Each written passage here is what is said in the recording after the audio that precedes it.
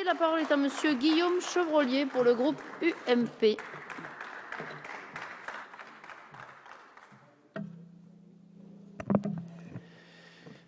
Merci Madame la Présidente, Monsieur le Ministre, mes chers collègues.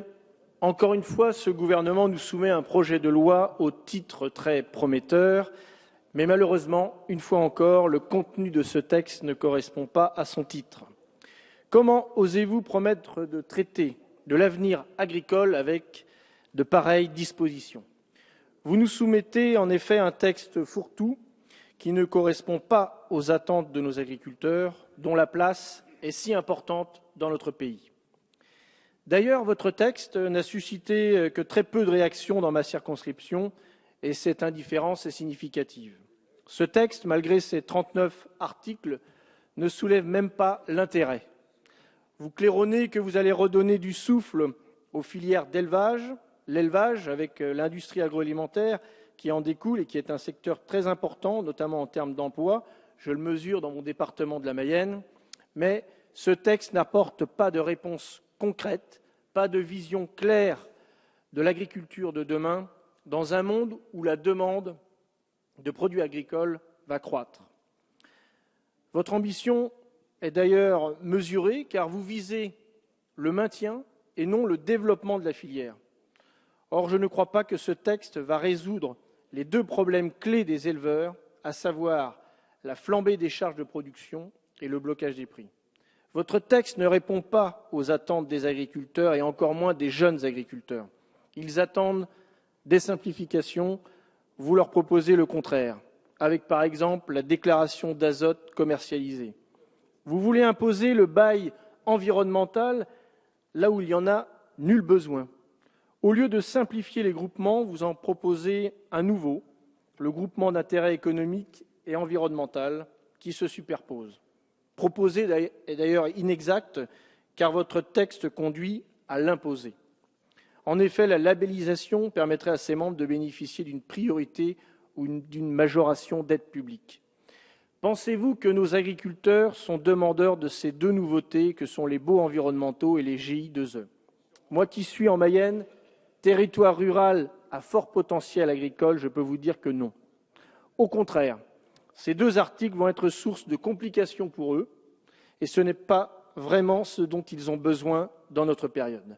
Les agriculteurs, comme tous les Français d'ailleurs, veulent de la simplification et une baisse des charges. Quand est-ce que ce gouvernement, Monsieur le Ministre, le comprendra? Vous faites des annonces, mais rien ne suit. C'est cela qui crée le climat d'exaspération actuel, particulièrement vrai dans les zones rurales qui se sentent abandonnés et parfois sacrifiés par des réformes électoralistes, on l'a vu sur les élections départementales.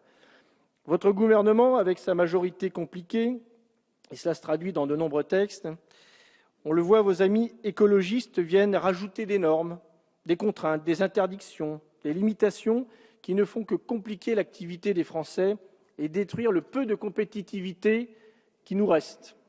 Nous voyons fleurir des amendements qui alourdissent les projets qui n'en avaient guère besoin.